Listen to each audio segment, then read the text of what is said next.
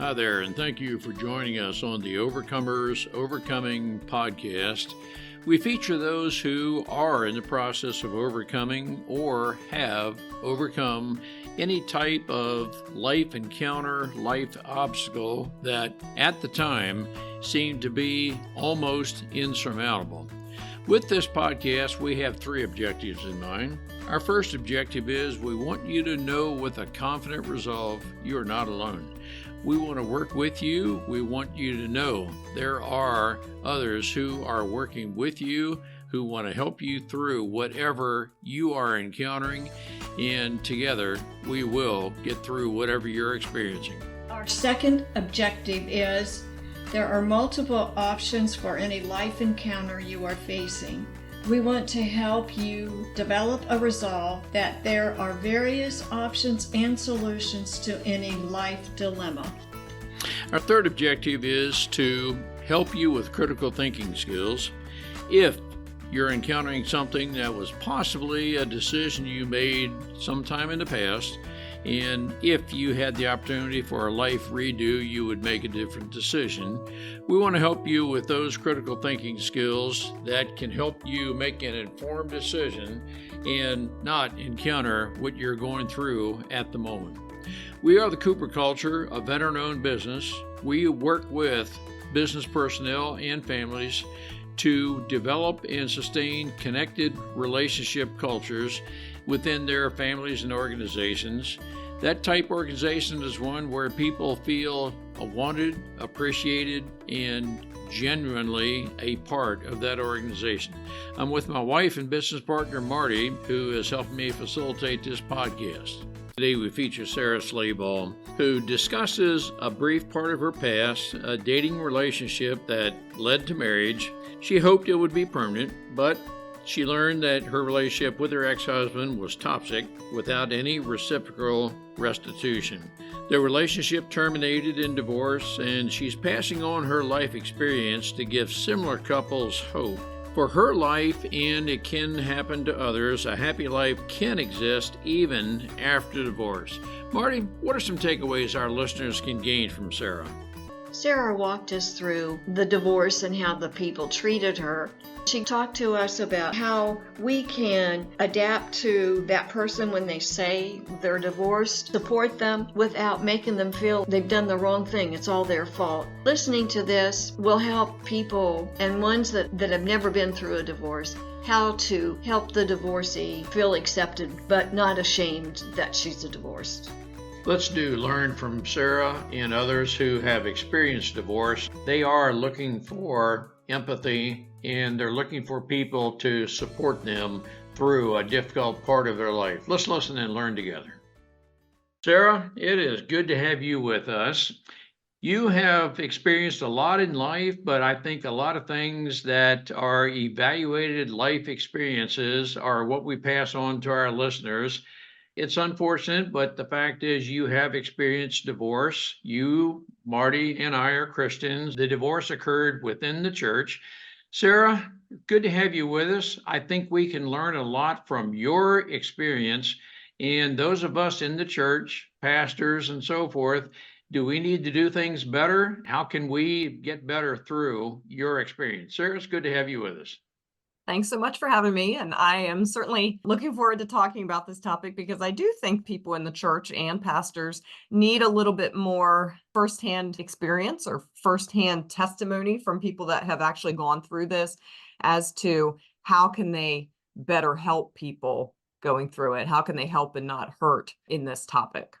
I'm going to build on what you just said. Let's just say I and many of our listeners are in a conversation. You are maybe new to the church, doesn't matter all that much. But let's just say that I just learned you very recently experienced a divorce. Some say, oh my goodness, I have no idea what to say, what to do. I don't know, and I don't know. And therefore, they may tend to isolate from you because, well, I don't know how to handle this. Have you experienced any of that? That is basically, I think, a universal experience from people that are divorced in the church. It's a common experience. People in the church, I feel, when they hear that you're divorced, a wall goes up, it seems. They do exactly what you're describing. They pull back from you, isolate you. They kind of, to me, made me feel on some occasions, all of a sudden there's something wrong with me. All of a sudden, the conversation has taken an unexpected turn. Sometimes I've had conversations with people where I thought the conversation was fine. And then as soon as something was said that gave them information that I was divorced, like I might have said, my kids are going to be at their dad's house. And this happened to me on one occasion. I said, my kids are going to be at their dad's house. And the conversation basically ended at that point. So that is a common feeling. It is a common thing that's happening to people in the church. I would say we need to be more careful to not have a subconscious judgment in our mind, because the judgment there is they're somehow not as good of a Christian. They're somehow over here on this side, and the rest of us that are married are over here on this side. We're better than them. Now, of course, nobody's going to come out and say that, but that's what the thought process is. And that's kind of what the judgment is. It feels very much like you're now an outcast. You don't belong here. You have done something that is not redeemable, that is not forgivable. I used to think this way myself, honestly, before I was divorced, before I went through this. I didn't realize I had this thought process beforehand. But going through my divorce and getting this kind of treatment from other Christians, I had to evaluate myself and see, did I used to do this also? And what I found was if I ran across somebody that was a Christian that was divorced, I did have kind of like a subconscious thought or a subconscious belief, oh, they didn't try hard enough, or they should have prayed more. Or did they go to biblical counseling? Or did they try all of these avenues? They must not have done X, Y, and Z. Going through my own divorce really changed that thought for me, because I realized people are in very, very difficult situations. They're in very, very difficult places in their lives. And some of these places are not places that anyone should stay in. Some of these places and situations are not places that are safe for people to stay in, not situations where it's safe for children to be in. And that could be safety based on physical safety. It could be an emotional situation going on that is just very, very detrimental to the rest of the family, to the spouse, or to the children. I think I was naively judging beforehand, thinking no situation was really bad enough to warrant a divorce. And then when I went through it myself, my eyes were really open to be like, okay, there are some people in some hard situations. And how dare I put a judgment on them like I know better for them, if that makes sense. No, it definitely does. I want to ask you, and it's based on your experience, and I'm not supposing by asking you that everybody is exactly the same. When you experience your divorce, and maybe the first time or the first few weeks back in the church, can you tell our listeners generally what you are hoping for? That is, just accept me, be willing to listen. You probably had, I'm just guessing, emotional, maybe physical needs and so forth. Did you feel that, oh gosh, I don't know what to do, therefore I'm going to stay away from you kind of thing? Is there a general rule, or at least what was your experience, what you wished would have happened that maybe did not?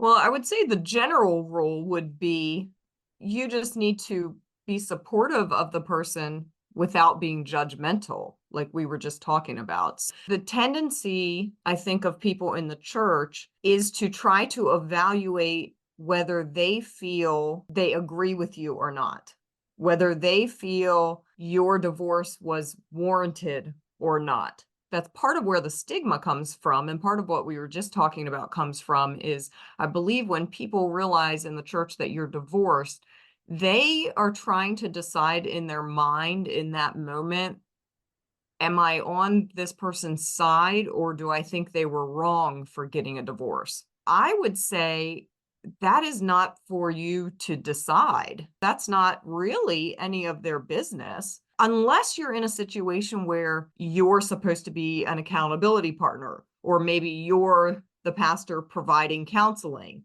or something like that. Then you have more access or more right to dive deeper into those subjects.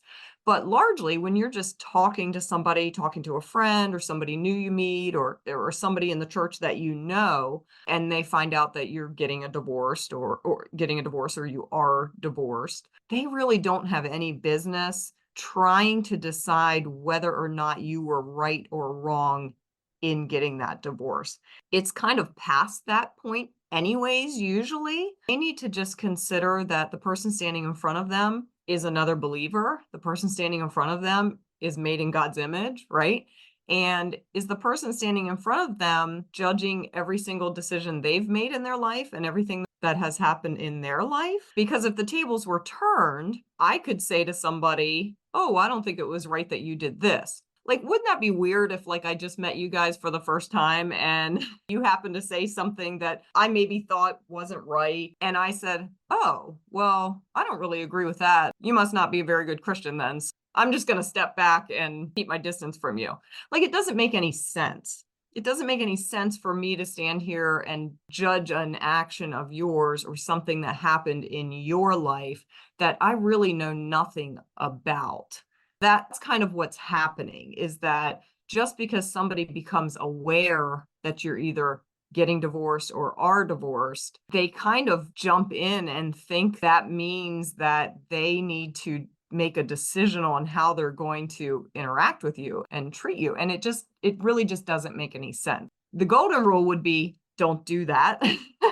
And it would be, how about instead you just come with seeking to understand? Seeking to understand is my favorite biblical principle, because it talks in scripture about trying to draw out somebody, trying to seek wise counsel, trying to learn about the other person. Like, we're supposed to build relationships with people. And if we just put up a judgment based on very little we know, how are we doing that? We're not seeking to understand them at all. So I would say maybe stop and consider, wow, that must have been a difficult situation.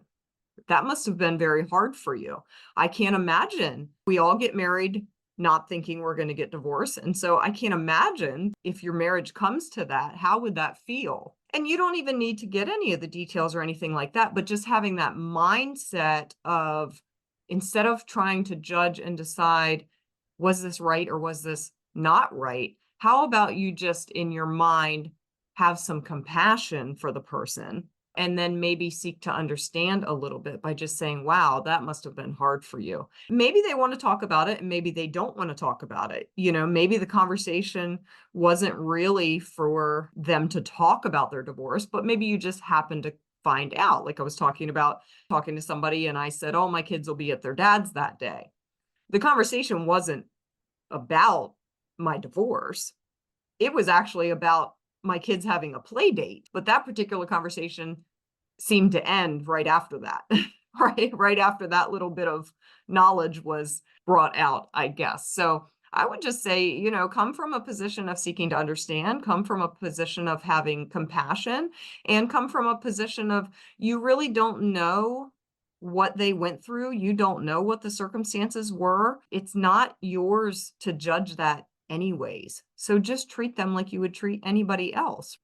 Is this the church that you were attending? Is it a church that you attended for some time? You knew these people, you knew the pastor well, and did they support you? Yeah, so the actual church that I was in during my divorce, so before my divorce, during the divorce, and I'm still in that church now, I felt that they were supportive. I was also in a Bible study, which I felt was largely supportive, but the conversation I was just talking about with arranging a play date for my kids, that was with somebody from the Bible study. But I had to then evaluate, do I think this Bible study is a good place for me to be? I remember sitting in one of the core group in the Bible study, feeling very, very isolated because as I looked around the room, I just saw everybody's wedding ring, like one after another, after another, after another. The particular question we were going over had to do with something related to somebody that was single, I believe. The answers was hearing, I could tell were coming from people that had no idea what it was like to be a single adult woman. And so they're saying, "Oh, I wouldn't do that." And I was sitting there with that particular topic had been challenging for me as a single Christian woman. It was hard to go through. And here were these married people just being like, "Oh, I wouldn't do that." I could clearly just see the lack of understanding, and the lack of trying to put yourself in somebody else's shoes. And so that particular instance made me feel very isolated as well. But to kind of go back to your question, I had to then evaluate, is this a place that I think I should stay? And I decided it was because I felt the Bible study at large was a good Bible study. I thought it was good for my faith. I thought it was good for my kids' faith. I was willing to say this was kind of just one incident. Nobody in the room knew I had a problem with it, honestly. I didn't say anything. I was just taking this all in. I had to evaluate, what do I usually get from this group? What kind of responses do we usually have? And we usually have good biblical discussion. And so I felt it's a place that I should stay. And I've continued to stay there and I really like it.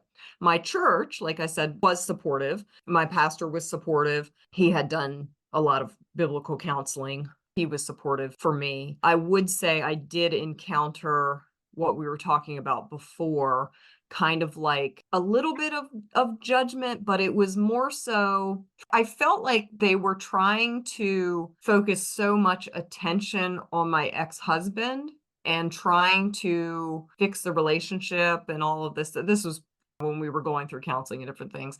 I felt that I kind of fell by the wayside a bit. The attention was more so focused on him and things that needed to be done or help there or whatever. While my pastor did make it a point to make sure I had somebody in the church that I could talk to, he made sure that I had somebody in the church that was a support for me.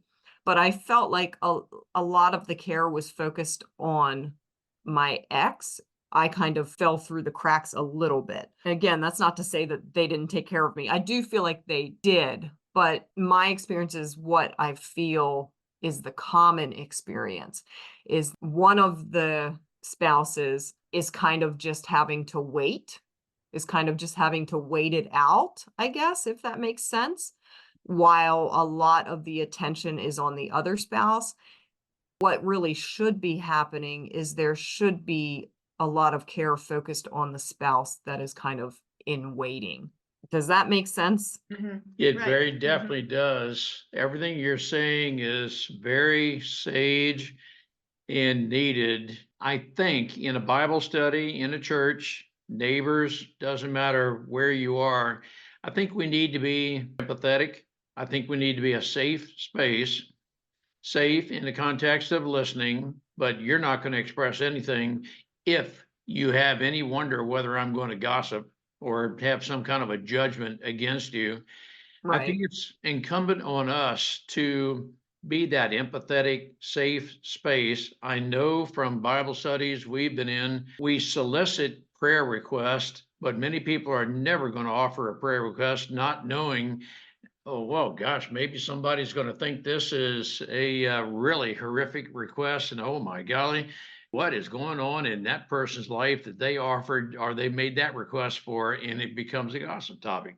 And Right. I think we have to be very careful that we don't engage in those kind of things, non judgmental.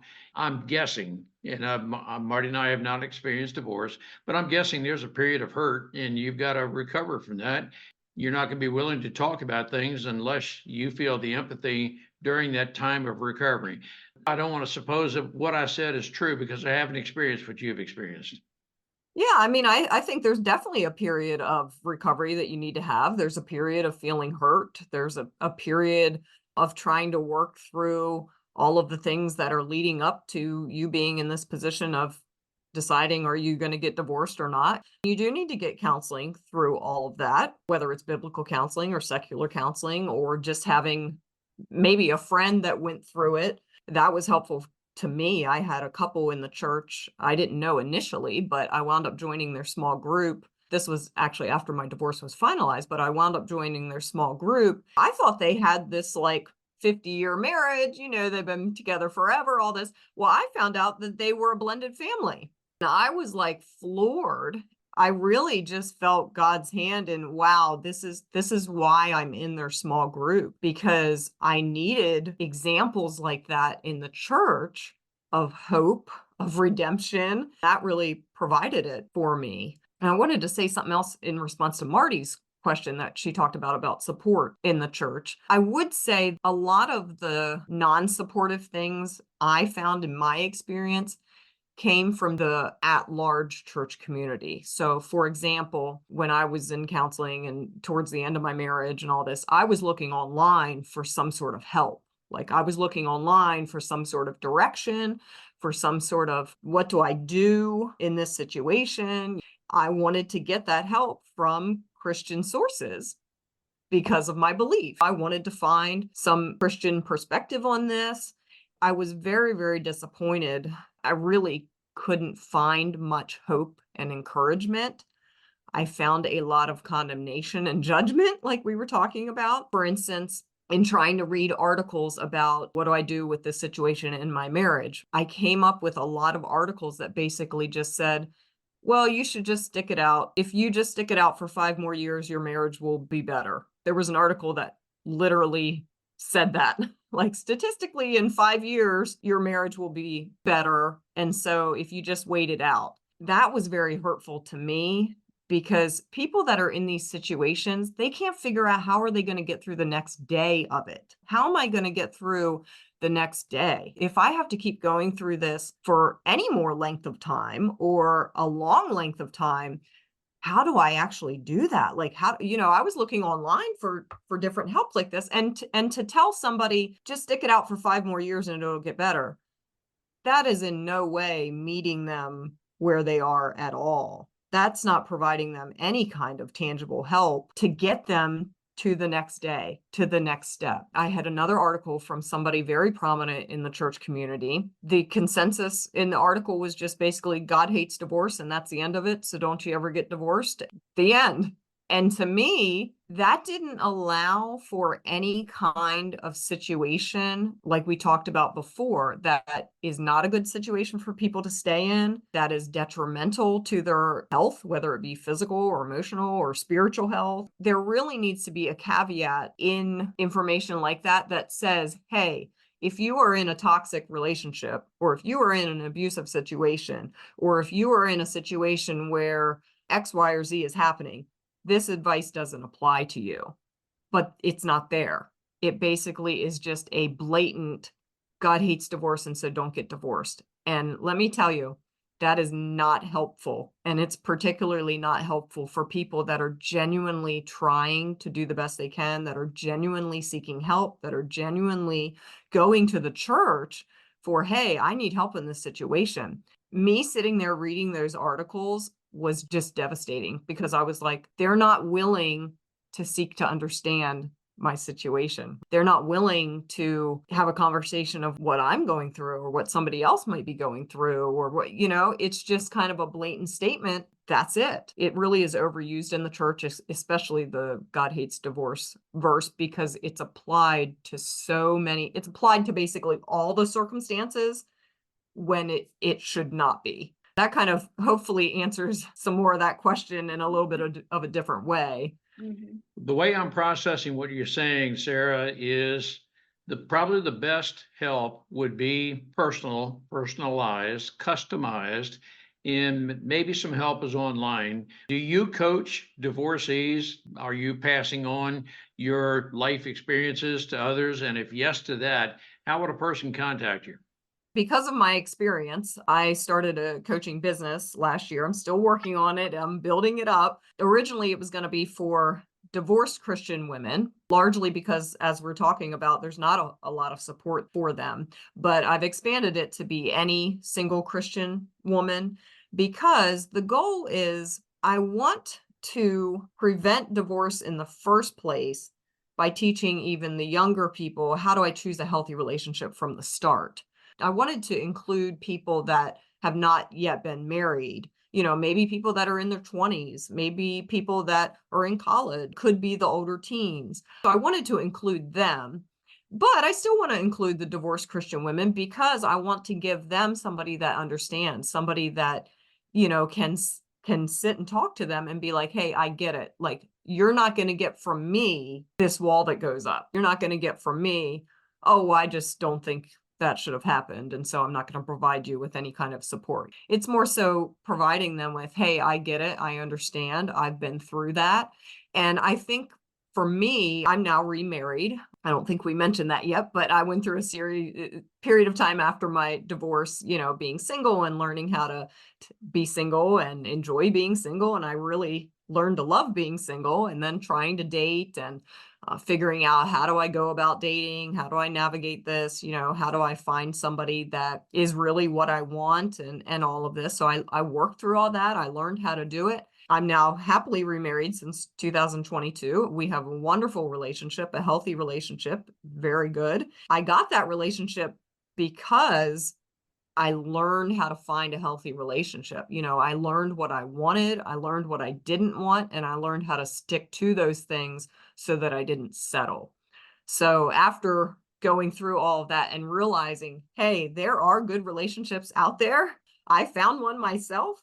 That's kind of why I started this, is because I really want to help people find their own loving and supportive relationship. I want to do that for the person that's divorced, but I also want to do it for any single Christian woman, because I want to prevent them from getting into a bad relationship from the start. That's kind of what my coaching business is about. It's a one-to-one coaching program over Zoom. You can find me on Facebook under Sara Slaybaugh. If you just search that, I do have a page on Facebook, Sara Slaybaugh Coaching, and I have a YouTube channel that I'm trying to build up, and that's Sara Slaybaugh Coaching as well. Any of those places. I have a group on Facebook that's specifically for single Christian women. I'm sure you can probably link that on the podcast, but it's called Confidence and Connection for Single Christian Women. And so people can join that group if they're interested in any of this. I post in there tips on thriving while single, tips on finding a good relationship.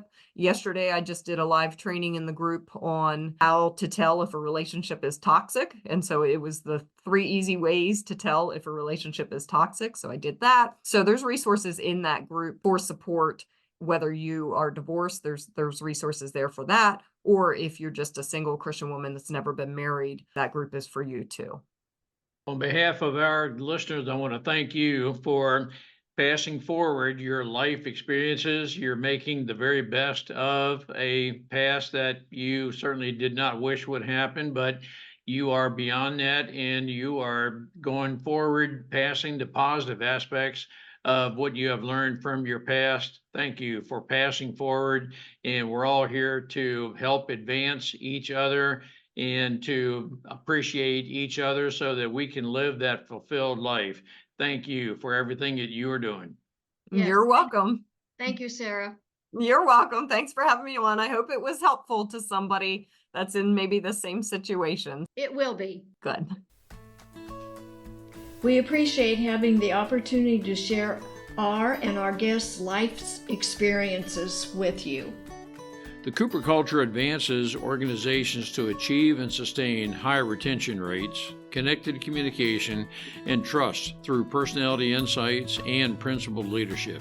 You can contact us at our website, thecooperculture.com, and you can contact us directly at ron@thecooperculture.com or Marty, M-A-R-T-Y, at thecooperculture.com. We work with you to help assess aspects of your culture to advance the environment and people to their best performance. We do that through our staff of certified personal performance coaches, leadership trainers, keynote speakers, and DISC personality behavior experts. You can book a speaking engagement directly through our website by contacting us at ron@thecooperculture.com. We look forward to sharing our life experiences with you, some of which are profound, some of which are pretty funny.